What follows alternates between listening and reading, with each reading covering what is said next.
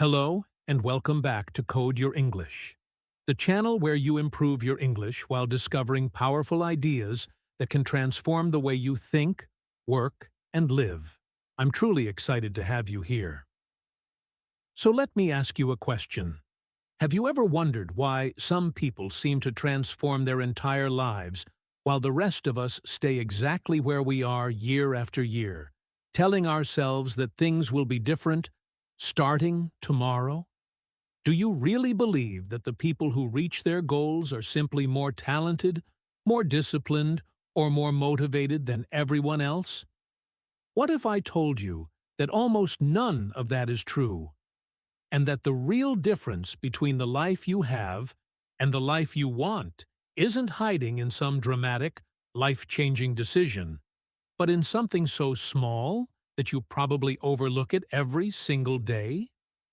Today, we're going to dismantle one of the most persistent myths about success: the idea that big results require big, heroic actions. We're going to talk about something quieter, something that doesn't make headlines, something that nobody posts about on social media: small habits. The 5 minutes of reading before bed, the short walk after dinner, the 10 minutes of English practice squeezed between two meetings. These tiny, almost invisible actions are, in fact, the invisible architecture of every meaningful transformation you've ever admired in someone else.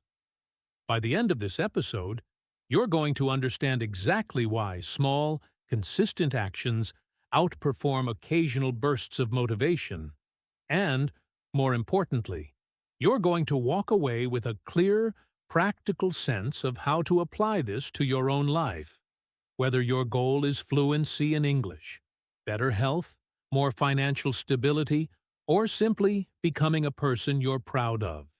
So get comfortable, because we're about to have a conversation that might genuinely shift the way you think about your daily routine. The power of small things. Let's start with a question that sounds simple, but is actually loaded with meaning. Why do we, as a culture, keep insisting that success requires dramatic change? Turn on the television, scroll through social media, or listen to a typical motivational speech, and you'll be bombarded with images of radical transformation. Someone who wakes up one day and completely reinvents themselves. Someone who hits rock bottom and then miraculously turns their life around overnight.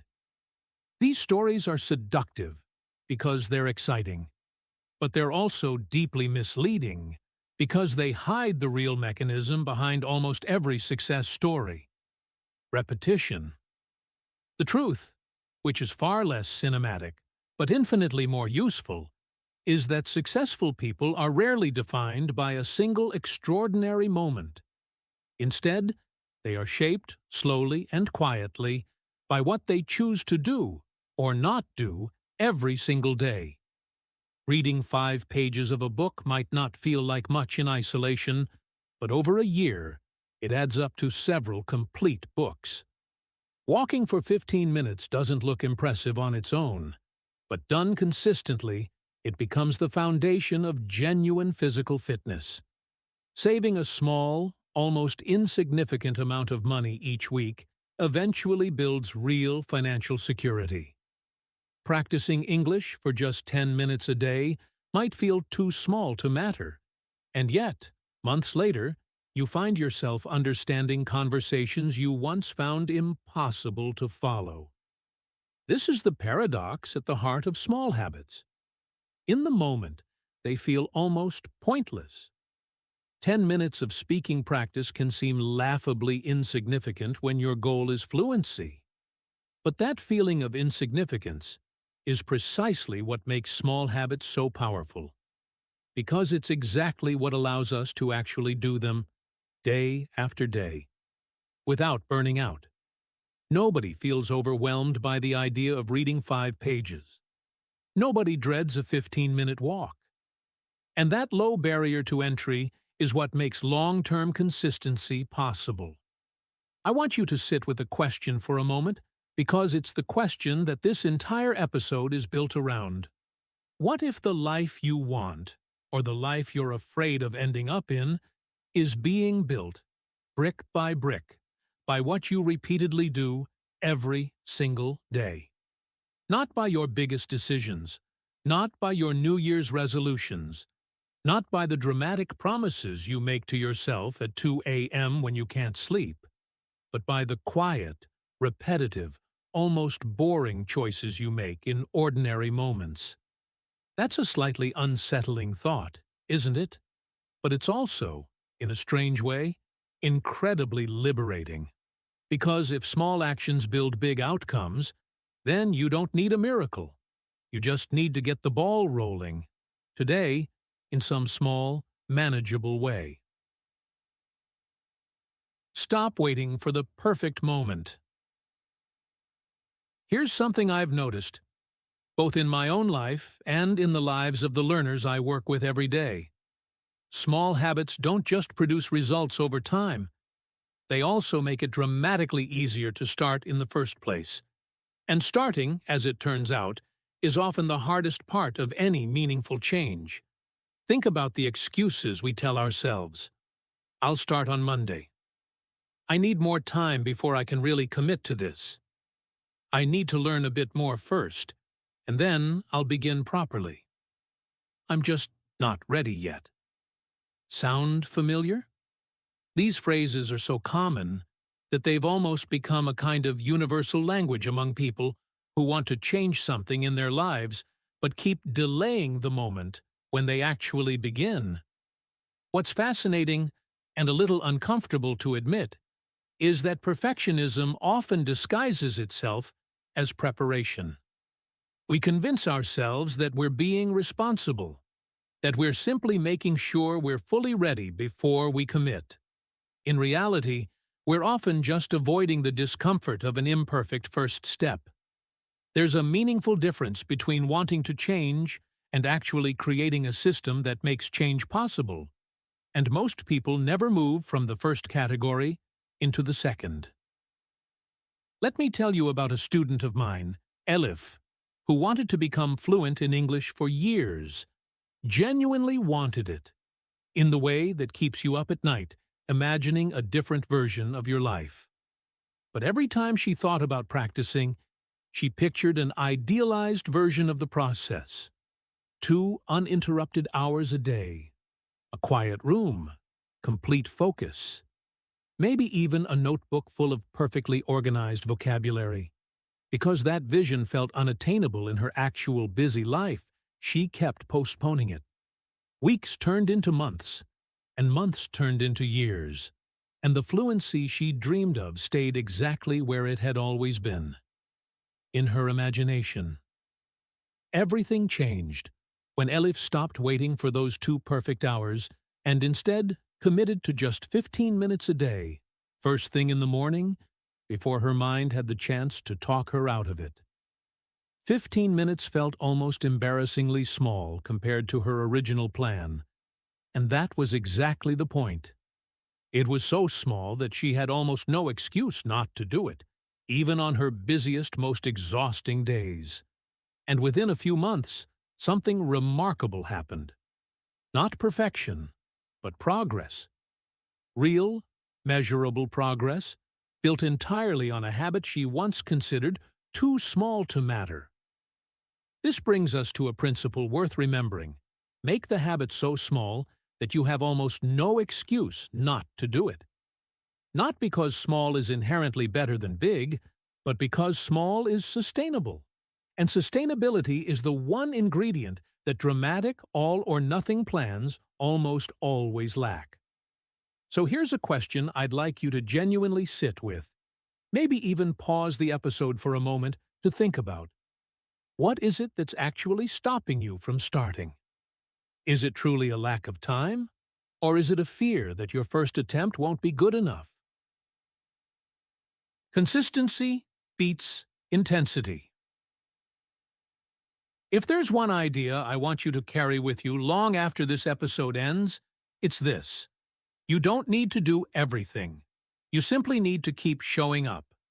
That single shift in mindset, from doing more to doing consistently, is often the difference between people who achieve their goals and people who quietly abandon them a few weeks into January. We've all seen it, and many of us have lived it. Someone decides that tomorrow will be the day everything changes. They wake up early, go for an intense workout, eat a perfectly balanced diet, study for hours, avoid their phone completely, and somehow transform into the most disciplined, productive version of themselves overnight. For 2 or 3 days, it feels incredible, almost euphoric. And then, inevitably, real life happens. Work gets stressful, someone gets sick, exhaustion sets in, and the entire system, built on unsustainable intensity, collapses just as quickly as it appeared. This pattern repeats itself constantly because we consistently choose intensity over consistency.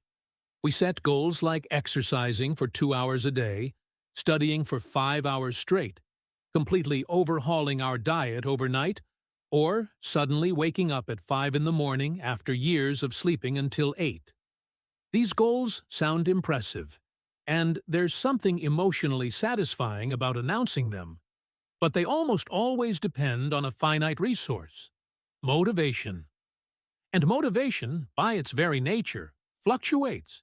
It's high when we're inspired, and nearly non-existent when we're tired, stressed, or simply having an ordinary, unremarkable day. Consistency, on the other hand, doesn't ask for your best. It only asks for your presence.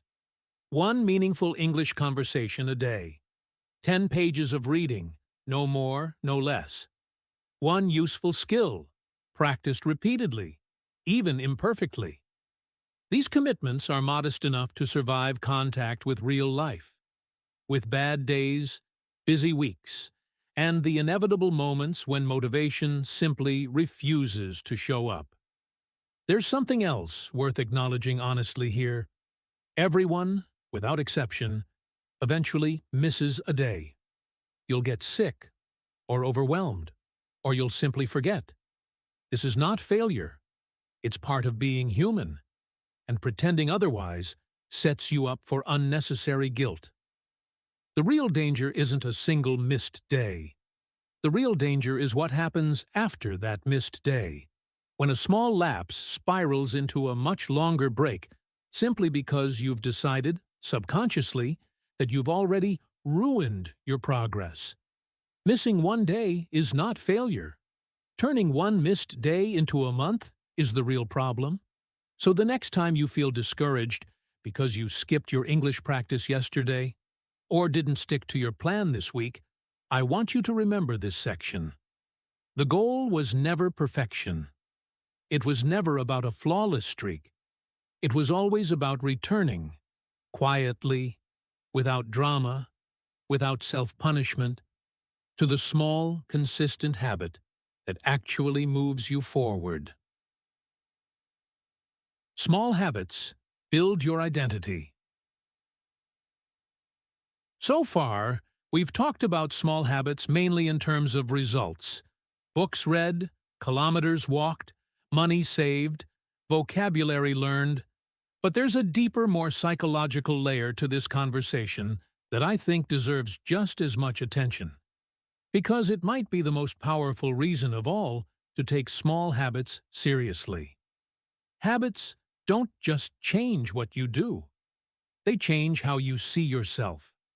Every time you repeat an action, you're sending a subtle but powerful message to your own brain about the kind of person you are. When you follow through on a commitment, even a tiny one, some part of you registers, "I am someone who keeps promises to myself." When you read consistently, even just a few pages a night, you begin to internalize, "I am someone who reads." When you take care of your body, even in small ways, you start to believe, "I am someone who takes care of my health." And when you return to a habit after a setback, instead of abandoning it completely, you build perhaps the most valuable identity of all. I am someone who doesn't give up easily.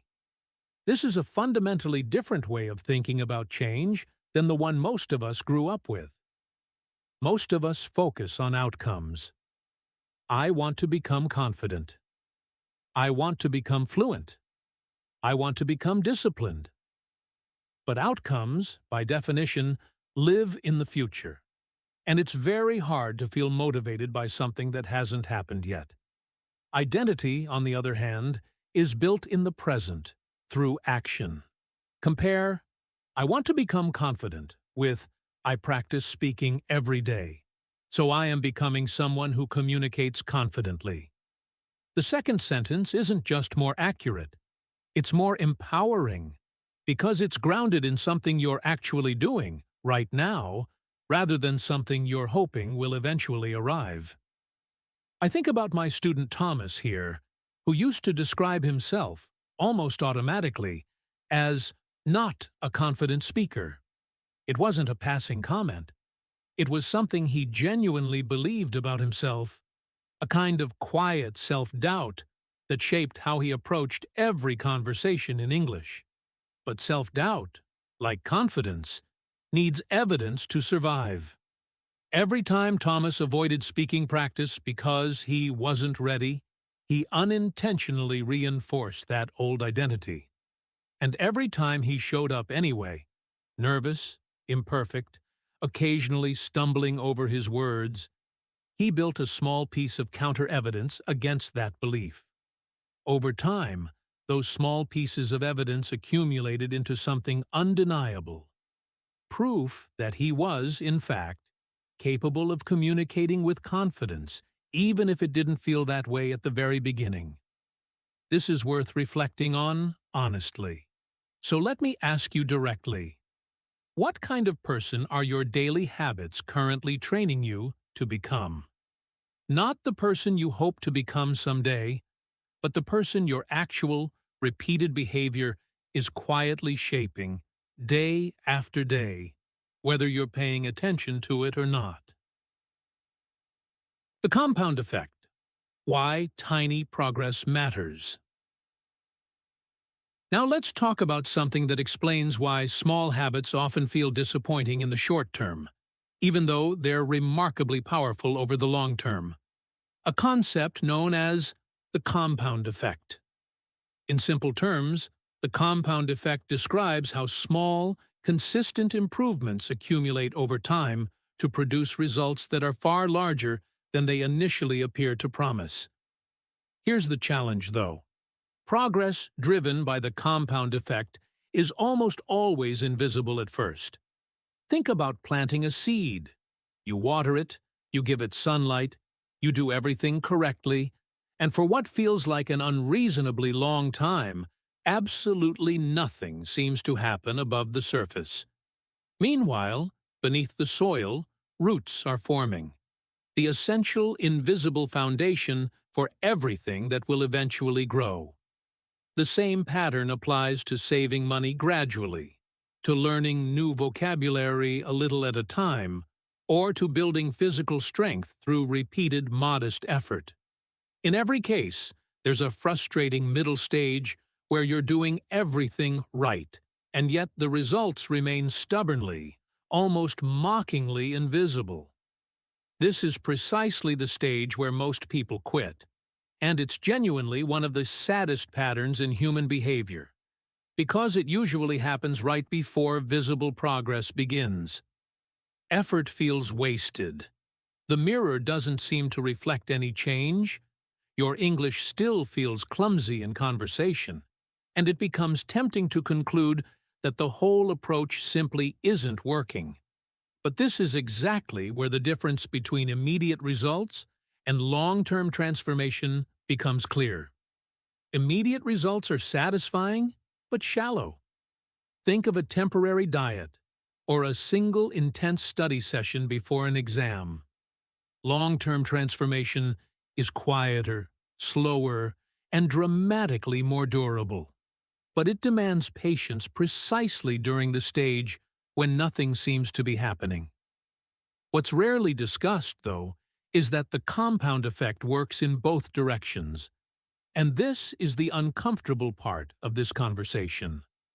Small negative habits compound just as powerfully as positive ones. Scrolling through your phone for just 5 minutes rarely stays at 5 minutes.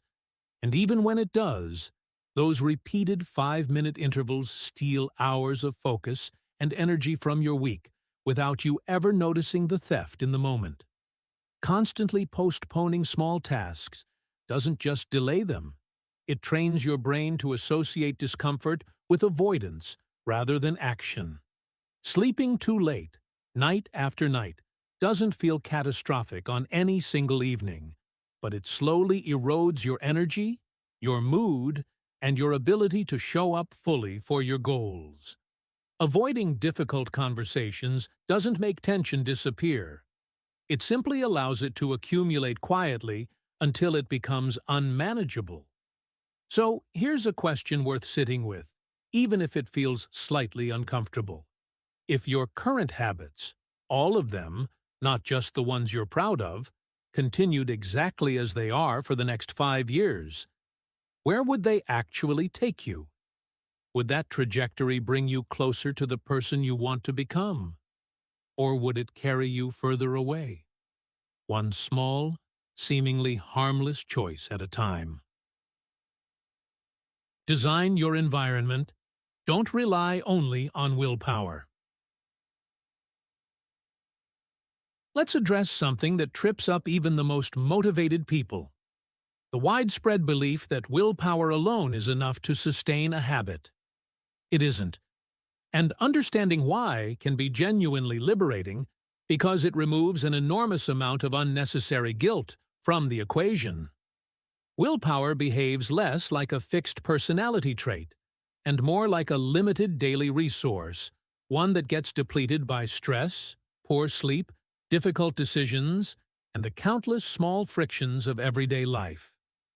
This means that relying purely on willpower to maintain a habit is, essentially, gambling on having a good day every single day. Which, realistically, none of us do. Your environment, on the other hand, works quietly in the background, influencing your behavior even on the days when your motivation is at its absolute lowest. Consider how small environmental adjustments can dramatically change behavior without requiring any additional discipline at all. Keeping a book beside your bed, rather than buried in a drawer somewhere, makes reading before sleep almost effortless. Putting your phone in another room while studying removes the constant temptation to just check one notification, which we all know rarely stays at just one.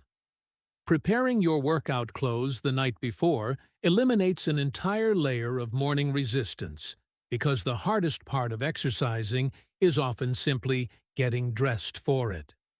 Keeping healthy food visible and accessible, rather than hidden behind less convenient options, quietly nudges your choices in a better direction. Creating a specific, dedicated place for focused work, even something as modest as one particular chair at one particular table, signals to your brain, almost automatically, that it's time to concentrate. This leads us to the concept of friction, which is genuinely one of the most useful ideas in the entire conversation about habits. Make good habits easier and make bad habits harder. If you want to read more, reduce the friction involved in picking up a book and increase the friction involved in picking up your phone, perhaps by leaving it charging in another room overnight. If you want to practice English consistently, keep your materials open and visible on your desk rather than buried 3 folders deep on your laptop.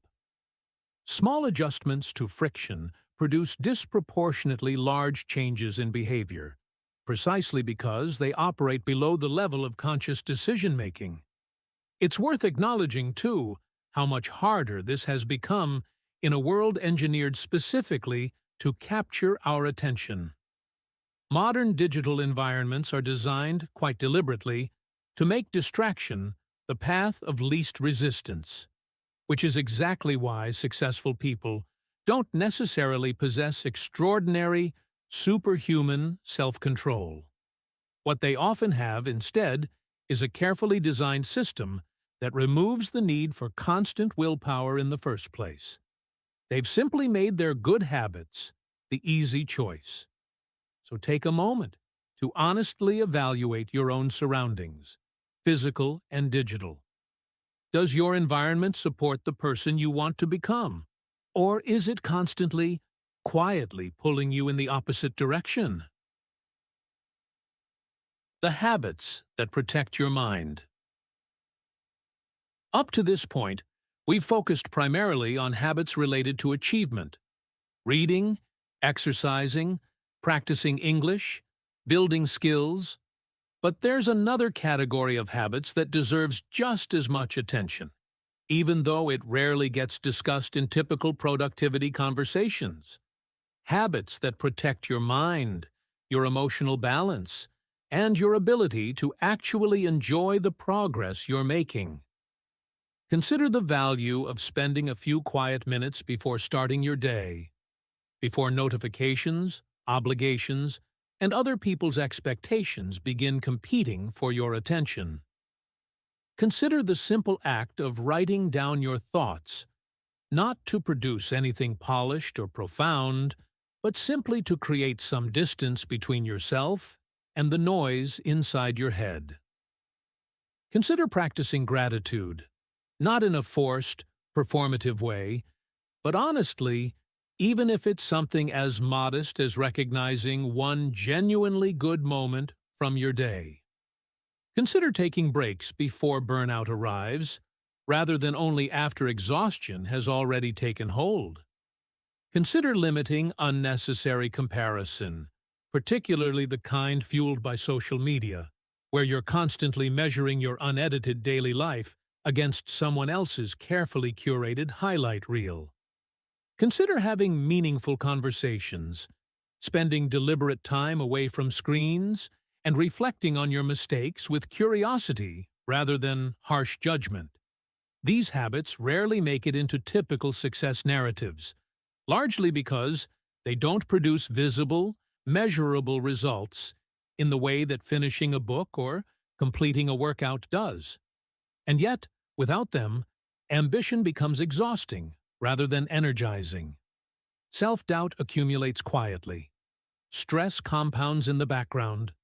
Comparison erodes self-worth one scroll at a time. Emotional exhaustion builds until even small tasks begin to feel disproportionately overwhelming.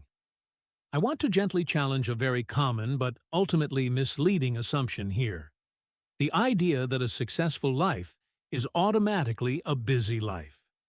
Busyness and progress are not the same thing, even though our culture frequently treats them as interchangeable.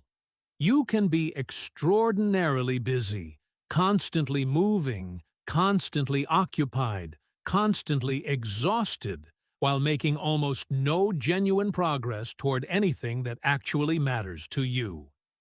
And you can, alternatively, move at a calmer, more deliberate pace, while steadily building the exact life you want, simply because your energy and attention are being protected rather than depleted. Some habits help you achieve more. Others help you remain healthy enough to actually enjoy what you achieve. Both categories matter, and neglecting the second one indefinitely in the relentless pursuit of the first tends to catch up with you eventually, often at the exact moment you can least afford it. What to do when you fail? Let's talk honestly about something every single person listening to this episode has experienced, and will continue to experience no matter how disciplined they eventually become: failure. Not failure in some dramatic, catastrophic sense, but the ordinary, everyday kind. The broken routine, the missed session, the week that completely fell apart because life, predictably, refused to cooperate with your plans. Everyone gets sick occasionally. Everyone becomes overwhelmingly busy from time to time. Everyone loses motivation, travels somewhere that disrupts their usual schedule, faces unexpected problems, or simply has a genuinely bad week for reasons that have nothing to do with a lack of commitment. This isn't a personal failing. It's simply what it means to live a full, complicated human life. What actually determines your long-term success isn't whether these disruptions happen, because they inevitably will. What determines your success is how you respond once they do. Here's where a particularly damaging pattern of thinking tends to sneak in: all or nothing thinking. I missed my workout, so the entire week is ruined. I didn't study today, so I've lost all my progress. I failed once, so maybe I'm simply not capable of this. These thoughts feel logical in the moment, almost self-evident, but they're actually a kind of quiet sabotage because they transform a single, forgivable slip into a much larger, much more permanent story about your identity and your capabilities. A genuinely healthier question to ask, one that I'd encourage you to write down somewhere visible, is this. Instead of asking, "How can I never fail?" which sets an impossible, exhausting standard, ask, "How quickly can I return?" This single shift in framing changes everything, because it stops treating perfection as the goal and starts treating resilience, the ability to come back after a setback, as the actual skill worth developing. One practical strategy I'd recommend is creating a minimum version of your habit specifically for the difficult days, so that showing up never depends on having ideal conditions. On a normal day, maybe you commit to 30 minutes of English practice. On a genuinely busy day, that shrinks to 10 minutes.